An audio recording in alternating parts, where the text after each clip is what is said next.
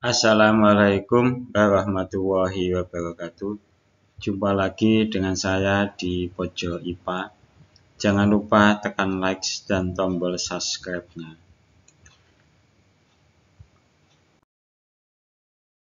Pada pertemuan kali ini kita akan membahas tentang kesehatan lingkungan di Indonesia.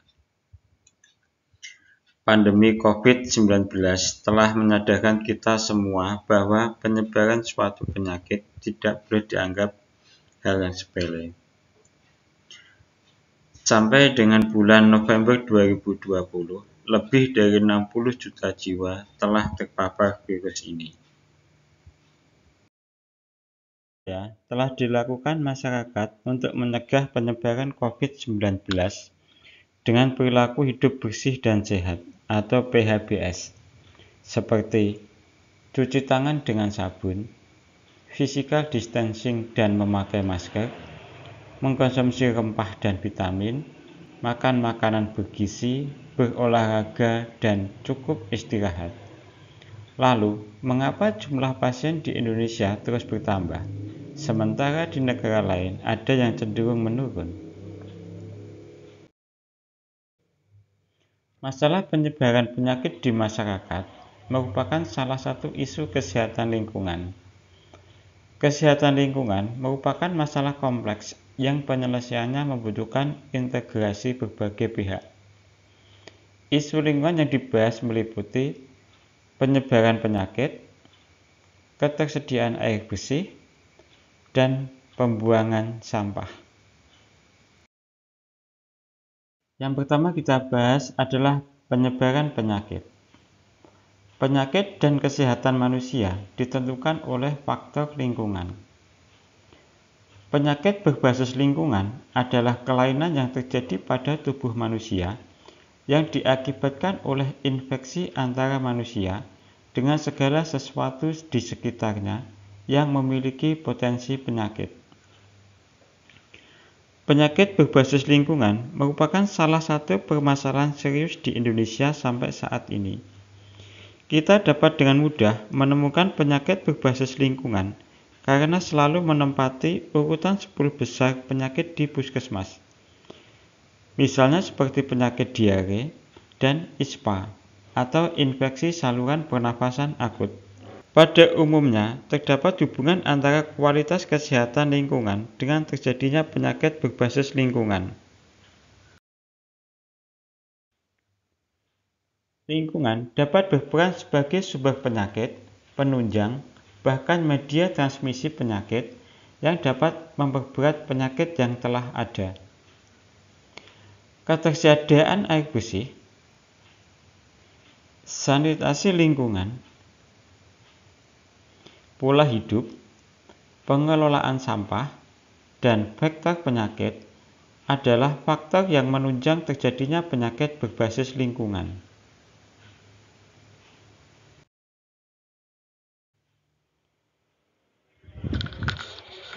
Yang kedua yang kita bahas adalah ketersediaan air bersih. Air merupakan kebutuhan bagi semua makhluk hidup, termasuk manusia. Air digunakan dalam metabolisme tubuh makhluk hidup. Tanpa air, maka tidak ada kehidupan. Namun, tidak semua air layak untuk kesehatan manusia.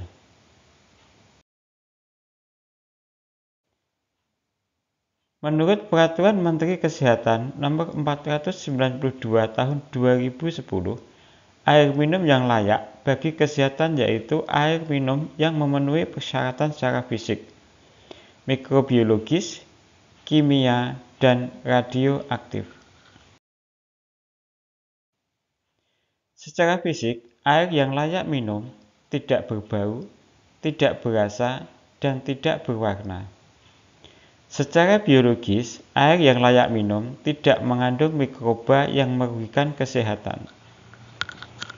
Sedangkan secara kimiawi, air yang layak minum tidak mengandung bahan kimia yang mengancam kesehatan.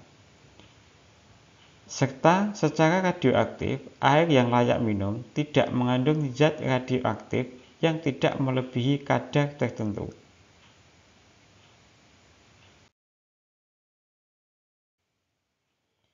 Setiap rumah tangga harus memiliki akses terhadap air bersih yang layak minum. Kebutuhan air layak minum tidak hanya dilihat dari kuantitasnya saja, melainkan dari kualitasnya juga. Masih banyak masyarakat Indonesia yang belum memiliki akses air yang layak minum.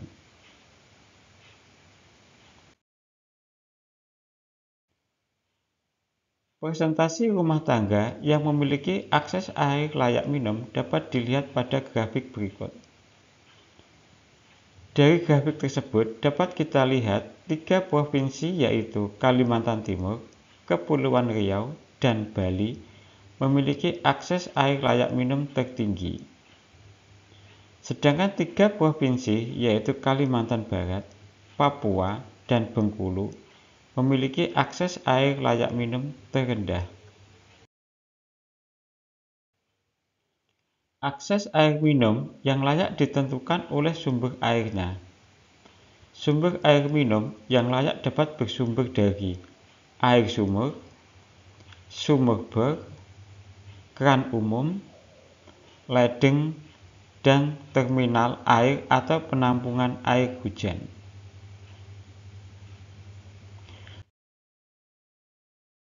Air minum dalam kemasan atau dari penjual air minum keliling tidak termasuk akses air minum yang layak. Sumber air minum yang layak harus berjarak minimal 10 meter dari tempat penampungan kotoran atau limbah.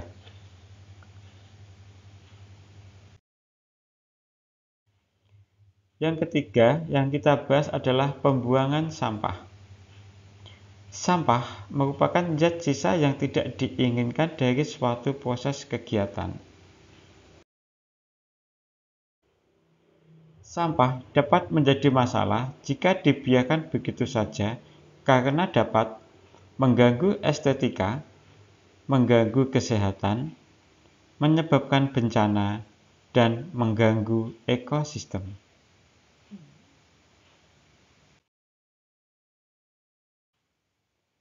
Pengelolaan sampah erat kaitannya dengan sanitasi lingkungan. Sanitasi yang baik dapat mendukung kesehatan lingkungan, sehingga dapat mendukung kesehatan masyarakat yang tinggal di lingkungan tersebut.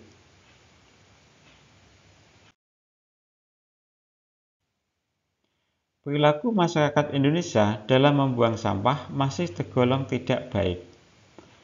Sampah masih dengan mudah ditemukan berserakan di berbagai tempat. Serta banyak sekali bencana, terutama banjir, yang diakibatkan oleh tersumbatnya aliran air oleh sampah. Grafis berikut menunjukkan data tentang perilaku masyarakat Indonesia dalam membuang sampah pada tahun 2018. Indonesia merupakan penghasil sampah plastik laut terbesar kedua di dunia. Sifat sampah plastik tidak mudah terurai. Proses pengolahannya menimbulkan toksik yang bersifat karsinogenik atau zat yang menyebabkan kanker.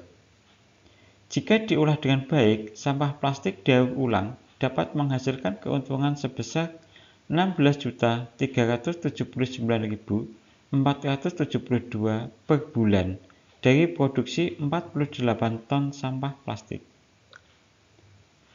Menurut penelitian, dari 23 sampel ikan yang diambil memiliki kandungan plastik di perutnya. Pemerintah pusat maupun daerah melakukan berbagai upaya untuk dapat mengurangi dampak negatif sampah plastik. Di Kabupaten Bandung, Bali, dilakukan pengolahan sampah plastik menjadi bahan bakar minyak atau BBM.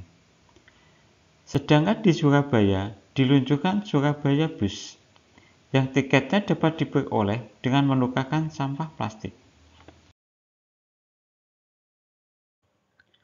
Demikian penjelasan singkat tentang isu-isu lingkungan, terutama pada kesehatan lingkungan di Indonesia. Semoga bermanfaat. Terima kasih. Assalamualaikum warahmatullahi wabarakatuh.